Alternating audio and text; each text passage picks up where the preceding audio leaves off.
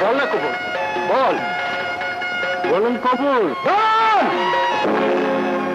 এ বিয়ে হবে না কাজী সাহেব।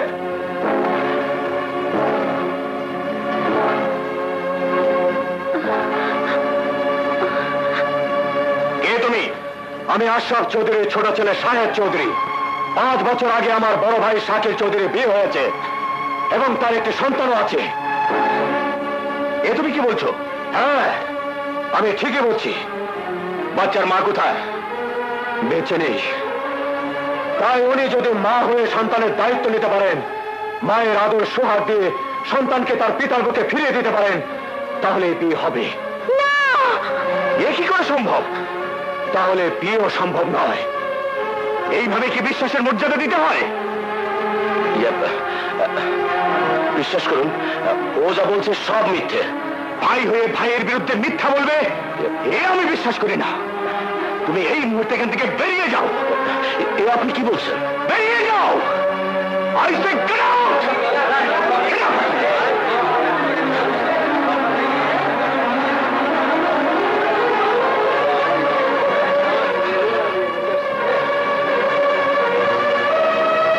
দাঁড়াও, বিশ্বাসঘাতক, মিথ্যেবাদী, আমাকে ঠকিয়েছ।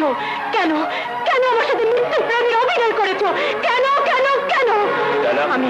আমি তোমার মুখ দেখতে চাই না। I hate you, I hate you, you liar. তোর জন্য বাড়ি থেকে বাবা আমাকে ঘাড় ধাক্কা দিয়ে বের করে দিয়েছে। তোর এই জন্য বাবার সম্পত্তি থেকে বঞ্চিত হয়েছি। শেষ পর্যন্ত বিয়ে ভেঙে দিয়ে সবার সামনে আমাকে অপমান করলি। মনে রাখিস, এর প্রায়শ্চিত্ত তোদের সবাইকে ভোগ করতে হবে, সবাইকে।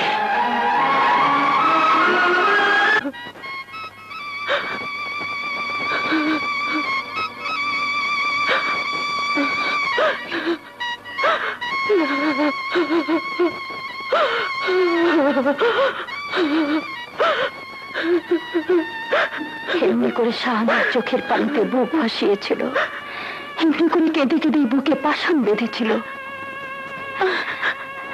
শুধু সন্তান পেটে ধরে সমাজের সমস্ত লাঞ্ছনা অপবাদ নিয়ে একদিন একটা নিষ্পাপ শিশু আমাদের মাঝে রেখে কঠিন অসুখে ধুকে ধুকে মরতে হলো শাহানাকে। কি বলছেন আপনি? আমার বোনকেও একদিন চৌধুরী বাড়ির বউ করার স্বপ্ন দেখিয়েছিল শাকিল চৌধুরী। না, সে সারা জীবনের অঙ্গীকারে স্ত্রী হিসেবে কবুল করে নিয়েছিল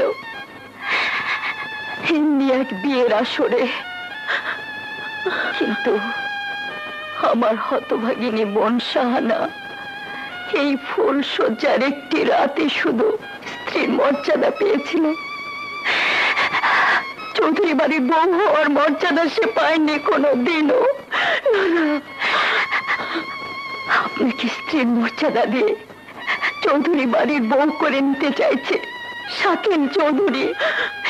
আজ থেকে তোমার মধ্যে আমার সেই হারানো বোনকে আমি দেখতে পাচ্ছি। বোন, বোন, আমি? হ্যাঁ বোন, এক বোন হয়ে আরেক বোনের কাছে, এক নারী হয়ে আরেক নারীর কাছে ভিক্ষা চাচ্ছে। ভিক্ষা? হ্যাঁ ভিক্ষা। এক ছোট বোন তার বড় বোনের কাছে হাত জোর করে একটি অসহায়ের মাতৃত্ব ভিক্ষা চাইছে। মাতৃত্ব? মা না হয়ে মায়ের দায়িত্ব পালন করে নেই বলো? জানি ওকে তুমি পেটে ধরনি, কিন্তু ওই সন্তান যদি আজ তোমারই পেটের সন্তান হতো, তাহলে কি তুমি চাইতে তোমার সন্তান তার পিতার স্নেহ, মমতা, অধিকার থেকে বঞ্চিত হয়ে যাক? সমাজে পিতৃ পরিচয়হীন যারও সন্তান হিসেবে পরিচিত হোক। চুপ করো, চুপ করো, চুপ করো। আমি আর শুনতে পাচ্ছি না, আমি আর শুনতে পাচ্ছি না। তুমি কি চাও ওই সন্তানটি তার মায়ের মতো ধুকে ধুকে একদিন নিঃশেষ হয়ে যাক? না না, বলো বোন, জবাব দাও। আমি এখন কি করব বোন? তুমি বলো, আমি এখন কি করব? আমার বড় ভাই তার সন্তানকে দূরে ঠেলে রেখে চৌধুরী বাড়িতে যে সমস্যা সৃষ্টি করে রেখেছে তার সমাধান করতে পারেন আপনি। আমি? হ্যাঁ, আপনি পারেন ওই সন্তানকে বুকে টেনে নিয়ে তার সমস্ত অধিকার ফিরিয়ে দিতে।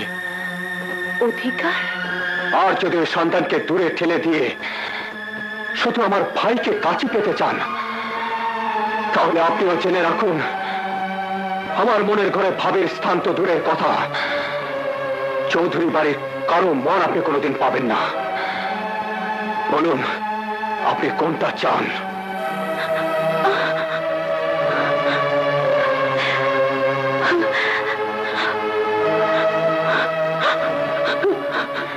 দেখুন, চেয়ে দেখুন, এই মাসুম বাচ্চার চোখে কোনো পাপের চিহ্ন আছে কিনা। একে দূরে অন্ধকারে ঠেলে দেবেন না ভাবি। ভাবি? আমাকে তুমি ভাবি বললে? হ্যাঁ ভাবি, আমার ভাই যেমনি তোমাকে স্ত্রী মর্যাদা দিয়ে কাছে টেনে নিতে চাইছে, তুমিও তেমনি জয়কে সন্তানের মর্যাদা দিয়ে বুকে টেনে নাও।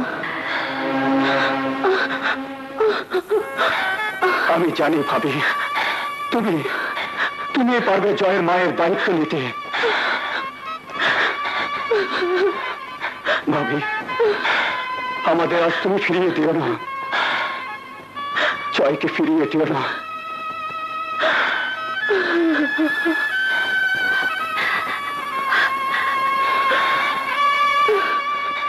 হ্যাঁ ভাবি।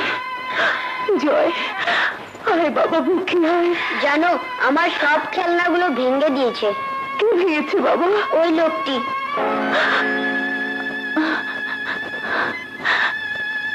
ওই লোকটি আর কোনদিন তোমার খেলনা ভাঙতে পারবে না।